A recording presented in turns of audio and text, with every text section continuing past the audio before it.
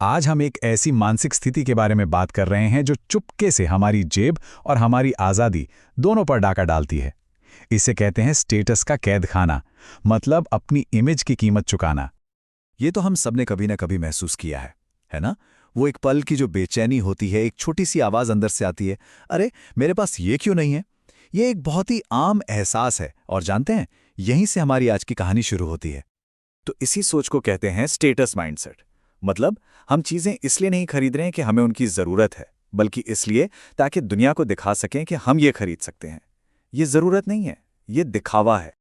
और पता है, ये एक जाल की तरह है, एक ऐसा जाल जिसमें बहुत से लोग अनजाने में ही फंस जाते हैं। चलिए थोड़ा और समझते हैं कि ये काम कैसे करता है।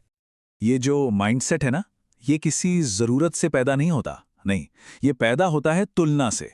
जब हम अपनी ज़िंदगी की किताब को दूसरों की किताब के कवर से तौलना शुरू कर देते हैं। और आज की दुनिया में तो पूछो ही मत, इसके ट्रिगर्स हर जगह हैं। बस एक स्क्रॉल किया, किसी से मिले और दिमाग में वो घंटी बजने लगती है कि हम भी पीछे नहीं रह सकते। ये ज़रूरत की आवाज़ नहीं, ये तो पहचान की लड़ाई की आवाज़ है। चलो इस जाल को और अच्छे से समझने के लिए एक कहानी सुनते हैं। मिलते हैं मोहित से। मोहित एक ऐसा इंसान है जो इस स्टेटस के जाल में पूरी तरह से फंसा हुआ है। मोहित की जिंदगी का रिमोट कंट्रोल बस एक सवाल के हाथ में है, लोग क्या सोचेंगे। उसे शायद नए फोन की जरूरत नहीं है, शायद नई कार की भी नहीं। उसे तो बस इस एक डर से बचना है कि लोग उसे छोटा न समझ लें। तो मोहित जैसे लोगों का जो खर्च होता है ना, उसके पीछे असल में 3 चीजें काम करती हैं। पहला, दिखावा, देखो मेरे पास क्या है। दूसरा, तुलना, अरे उसके पास है तो मेरे पास भी होना ही चाहिए। और तीसरा, जो सबसे खतरनाक है, वो है डर। अगर मेरे पास ये नहीं होगा तो मेरी क्या इज्जत रह जाएगी। और इसका नतीजा क्या होता है? एक ऐसा चक्र जो कभी खत्म ही नहीं होता, ईएमआई का चक्र। जिंदगी बस किश्तों में कटने लगती है, जहां हर महीना एक नई देनदारी लेकर दरवाजे पर खड़ा रहता है। और फिर वही शिकायत सुनने को मिलती है जो इस जाल में फंसे हर इंसान से सुनने को मिल जाएगी। यार मेरी सैलरी कभी पूरी ही नहीं पड़ती। ऐसा लगता है कि चाहे कितना भी कमा लो, पैसा हमेशा कम पड़ जाता है। लेकिन असली समस्या सैलरी की नहीं है। सच तो ये है कि सैलरी तो काफी है, पर ये जो स्टेटस की भूख है ना, वो कभी नहीं मिटती। सैलरी की एक लिमिट होती है, पर दिखावे की भूख की कोई लिमिट नहीं होती। तो ठीक है, ये तो हुई समस्या। अब इसके दूसरे पहलू पर चलते हैं और देखते हैं कि इससे बाहर कैसे निकला जा सकता है। इसके लिए मिलते हैं रवि से, जो एक बिल्कुल अलग रास्ते पर चलता है। ये है रवि का फिल्टर, एक सवाल जो वो हर बड़े खर्च से पहले खुद से पूछता है।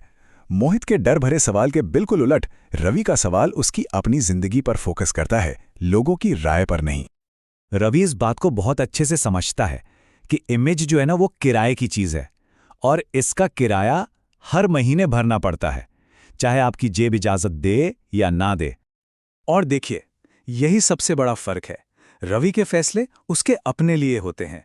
वो किसी ऐसी ऑडियंस के लिए कोई शो नहीं कर रहा है जिसे वो ठीक से जानता तक नहीं। उसका दर्शक वो खुद है।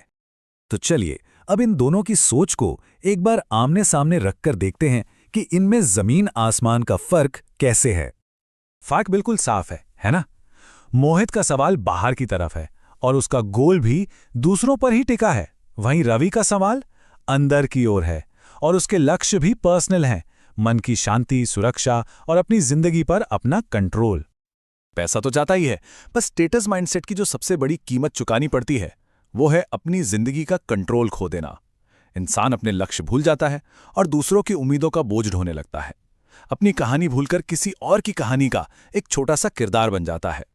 तो फिर असली आजादी है क्या? ये सिर्फ पैसों की आजादी नहीं है दोस्तों, ये सोच की आजादी है। इसे एक धीमे जहर की तरह समझिए। इसका असर एक दिन में नहीं दिखता, पर धीरे धीरे ये अंदर ही अंदर आपके फैसले लेने की ताकत, आपकी मानसिक शांति और आपकी फाइनेंशियल फ्रीडम सबको खत्म कर देता है। और आखिर में ये एक बात हमेशा याद रखने वाली है, जिस दिन आपके फैसलों का रिमोट कंट्रोल दूसरों के हाथ में चला गया, उस दिन आपकी मेहनत की कमाई कभी भी सच में आपकी नहीं रहेगी। वो हमेशा दूसरों की राय की गुलाम बनी रहेगी। तो जाने से पहले बस ये एक सवाल अपने आप से जरूर पूछिएगा, आपके बड़े फाइनेंशियल फैसले कौन ले रहा है? आप या वो एक अनदेखी ऑडियंस जिसका नाम है लोग क्या सोचेंगे?